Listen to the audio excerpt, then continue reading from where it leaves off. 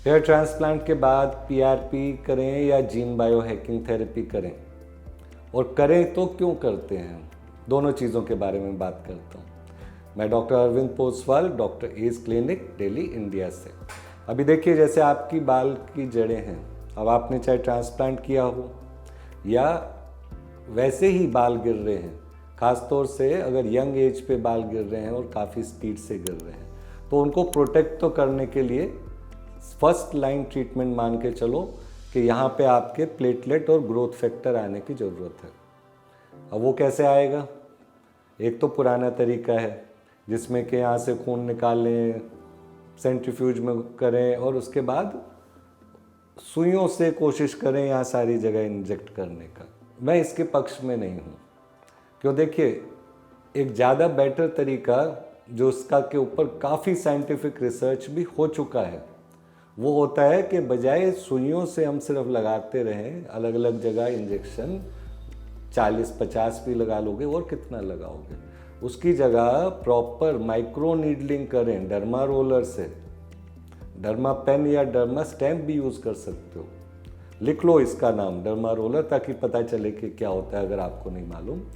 अब बहुत basic science है, आप सबको स्कूल में पढ़ाया गया था कि जहाँ सुई चुभी आपकी स्किन में और खून निकला, वहाँ पे बॉडी प्लेटलेट्स भेजेगा और प्लेटलेट में होते हैं ग्रोथ फैक्टर। तो जब आप डर्मा रोलर सर पे चलाओगे दबा के, तो वहाँ पे आपका पिन पॉइंट ब्लीडिंग होना है। 1 मिलीमीटर वाला डर्मा रोलर जब यूज़ करेंगे, ये उसका पर्पस होता है, इसी चीज़ के लिए बना है डर्मा रोलर, चाहे फेस पे करना हो चाहे सर पे करना हो।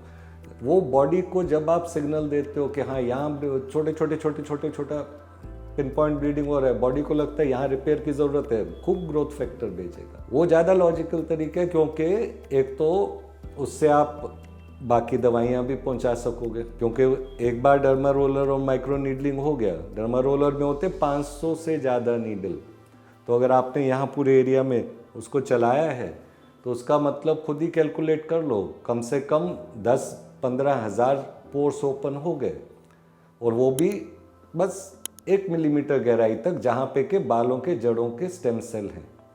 तो जब हम उसके बाद अप्लाई करते हैं antioxidants, NMN, resveratrol, grape seed extract, fisetin, ये सारी अच्छी चीज़ें हैं, तो वो सही जगह पे जाती हैं। जैसे खेती में ड्रिप इरिगेशन होता है, वो प्रॉपर जगह जाएगा, एब्जॉर्ब होगा और बेस्ट इफेक्ट भी देगा। उसी के साथ साथ जब प्लाज्मा भी आपका हम लेते हैं, जैसे आते पेशेंट तो महीने पे 2-3 बार मैं करता हूँ, लेकिन उसमें मैं जब प्लाज्मा भी लेते हैं उसको भी हमने ऊपर से अप्लाई करना है। उससे फ़ायदा ये रहता है कि एग्जैक्ट जिसको जितना रिक्वायरमेंट है जहाँ पे, वो प्रॉपरली जाएगा। ऐसे नहीं कि इंजेक्शन दूर करके लगा दिया, अब किसी बाल को मिल रहा है, कहीं पे मिल नहीं रहा, ग्रोथ फैक्टर्स गलत लोकेशन में पहुँच गया, तो ये वाला फ़ायदा होता है। Lastly, gene bio hacking therapy में यहाँ तो मैंने बताया ना फ़ायदे हो गए, एक तो पोर्स ओपन हो गया, दवाई गहराई तक गई, चीज़ें भी अच्छी हमने लगाई, एंटीऑक्सीडेंट्स, और बॉडी ने प्लेटलेट भी भेज दिए। लेकिन एक और फ़ायदा क्या है, जब आप घर जाओगे, अब हर बार तो नहीं आ सकते ना मेरे पास, ज़िंदगी भर थोड़ी इंजेक्शन लगाते रहोगे। जब आप घर जाओगे तो घर में भी डर्मा रोलर चलाना है मेरे बताए हुए तरीके से। सही तरीके से डर्मा रोलर चलाओगे, महीने भर में बाल गिरना बहुत कम हो जाता है। ऑफ कोर्स लाइफस्टाइल साथ में सुधारना, थोड़े अच्छे विटामिन सप्लीमेंट खाना भी। अब ये तो नहीं है कि अगर मैगी नूडल खाओगे और कोका कोला पियोगे और बोलोगे कि बाल भी नहीं गिरे। अपना डाइट का भी ध्यान रखना।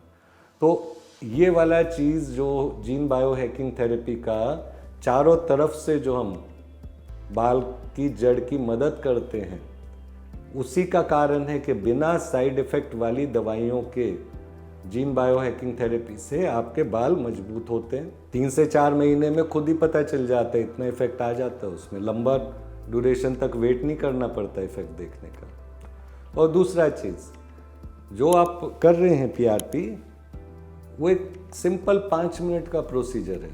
आपका टाइम भी बचता है और इफेक्ट भी आप देख पाते हैं। इसी के बारे में और डिटेल्ड इन्फॉर्मेशन चाहिए हो तो मुझे बताइएगा, व्हाट्सएप कीजिए, मैं और वीडियो लिंक्स भेजूंगा। इस वीडियो को, इस जानकारी को शेयर करें अपने दोस्तों के साथ, कईयों को फ़ायदा होगा। साथ में वीडियो लाइक करें और हमारा चैनल भी सब्सक्राइब करें। Thank you.